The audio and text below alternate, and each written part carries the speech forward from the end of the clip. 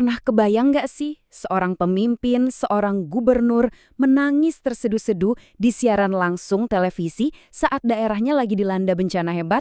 Nah, hari ini kita bakal ngebahas momen yang benar-benar mengguncang itu.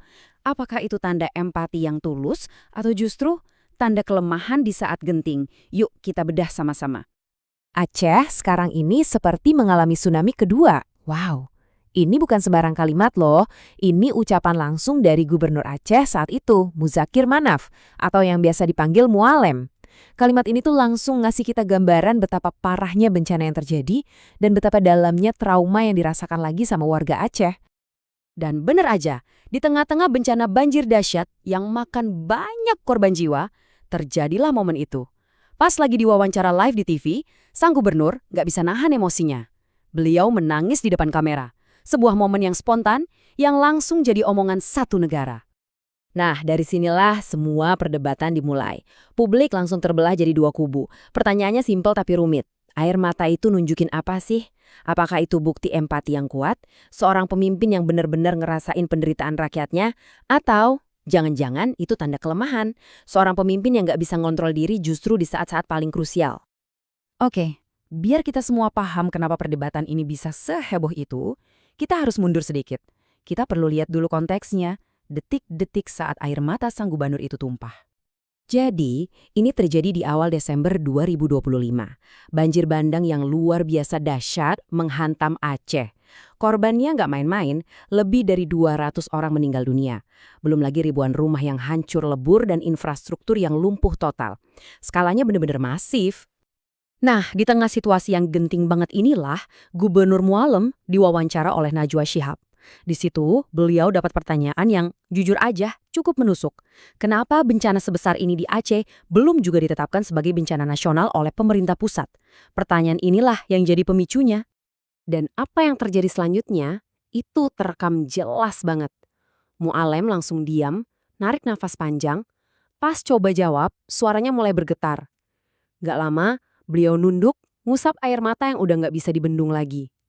Sambil lirih, beliau minta maaf dan bilang, saya pada prinsipnya hanya berusaha, hanya berdoa. Momen yang sangat emosional dan manusiawi banget. Tapi tunggu dulu, ceritanya nggak berhenti di situ. Ternyata di balik air mata kesedihan itu ada bara api lain, ada kemarahan. Yuk kita masuk ke bagian kedua, kisah tentang bupati yang menghilang. Jadi, air mata Gubernur Mualem itu ternyata bukan murni karena sedih lihat penderitaan warganya, bukan.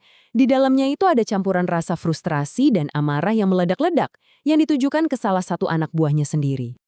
Dan ini dia pengakuan yang bikin geger dari sang gubernur.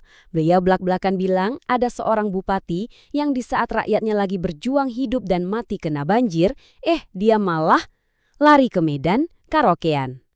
Kebayang nggak? Sebuah tuduhan yang sangat serius tentang seorang pejabat yang lebih milih hiburan daripada ngurusin warganya. Amarahnya ini memuncak pas beliau ngasih ultimatum yang keras banget. Kalau ada bupati-bupati Aceh yang cengeng seperti itu, ya balik kanan saja. Balik kanan itu istilah militer loh, artinya mundur atau pergi. Beliau benar-benar nggak mau ada pemimpin yang lari dari tanggung jawabnya. Nah, kata kuncinya di sini adalah cengeng. Ini istilah yang artinya manja, gampang ngeluh, atau lemah lah. Gubernur pakai kata ini buat nyindir pejabat yang kabur itu.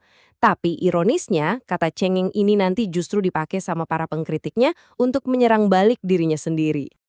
Nah, momen tangisan campur amarah ini langsung bikin perdebatan jadi makin panas. Yuk kita bedah dua sisi argumen yang muncul di publik. Ini tuh empati atau kelemahan. Publik beneran terbelah. Di satu sisi, banyak banget yang ngebela. Mereka ngelihat ini sebagai tanda empati yang jujur. Buat mereka, ini bukan kelemahan, tapi reaksi manusiawi yang justru bikin pemimpinnya nyambung sama penderitaan rakyat. Tapi di sisi lain, kritikannya juga nggak kalah tajam. Para kritikus bilang, pemimpin kok nangis di depan umum itu nunjukin ketidakstabilan. Kelihatan nggak profesional, lebih mentingin drama daripada aksi nyata. Bahkan ada yang nanya, kalau ngontrol emosi sendiri aja nggak bisa, gimana mau ngontrol anak buah? Oke. Pasti kalian juga mikir kan, sebuah pertanyaan yang logis banget muncul dari para kritikus. Kalau emang gubernur semarah dan sefrustrasi itu, kenapa nggak langsung pecat aja bupati yang bandel itu? Kenapa malah curhat di media? Nah, jawabannya ada di sistem pemerintahan kita di Indonesia. Jadi gini, seorang gubernur itu nggak punya wewenang buat mecat bupati begitu aja. Kenapa? Karena bupati itu dipilih langsung sama rakyatnya, sama-sama pejabat hasil pemilu. Proses buat ngasih sanksi, apalagi mecat, itu prosedurnya panjang dan harus lewat pemerintah pusat, lewat Kementerian Dalam Negeri. Jadi bisa dibilang tangan gubernur agak terikat. Sekarang yuk kita coba lihat dari sudut pandang yang lebih luas. Bencana banjir ini kan nggak cuma terjadi di Aceh, tapi juga di negara tetangga. Gimana cara pemimpin di sana merespon krisis yang sama? Perbandingannya menarik banget loh. Dan perbedaannya, wah kontras banget. Di Aceh, kita lihat respons yang sangat emosional. Sementara di Thailand, yang korbannya juga banyak, Perdana Menterinya tampil tenang, minta maaf secara formal, dan langsung kerahin militer besar-besaran buat bantu. Beda lagi sama Malaysia, respons mereka sangat prosedural, fokus ke data, evakuasi super cepat dan terukur. 3 negara, 3 bencana, 3 gaya kepemimpinan yang benar-benar berbeda. Jadi perbedaan utamanya kelihatan jelas banget kan? Nggak ada tuh pemimpin di Thailand atau Malaysia yang kelihatan nangis di depan kamera. Pendekatan mereka jauh lebih dingin, terukur, dan prosedural. Mungkin ini sejalan sama ekspektasi publik di sana yang pengen pemimpinnya kelihatan tenang dan terkendali. Empati mereka ditunjukkan lewat tindakan cepat, bukan lewat air mata. Jadi, apa nih pelajaran yang bisa kita ambil dari kisah kepemimpinan yang kompleks ini? Yuk kita simpulkan dan sampai ke pertanyaan terakhir. Ada 3 poin penting yang bisa kita pegang. Pertama, empati itu penting banget, tapi harus jalan bareng sama tindakan yang efektif. Kedua, air mata seorang pemimpin itu bisa jadi simbol yang kuat, nunjukin rasa kemanusiaan bersama. Dan yang ketiga, mau gayanya kayak gimana pun, tujuannya tetap sama, ngasih bantuan dan rasa aman buat warganya. Pada akhirnya, mungkin kita harus melihat air mata Gubernur Mualem ini bukan cuma soal perasaannya pribadi. Air mata itu adalah cerminan dari trauma kolektif yang luar biasa dari sebuah daerah yang seolah-olah lagi mengalami tsunami kedua mereka. Sebuah luka sejarah yang ternyata belum benar-benar sembuh.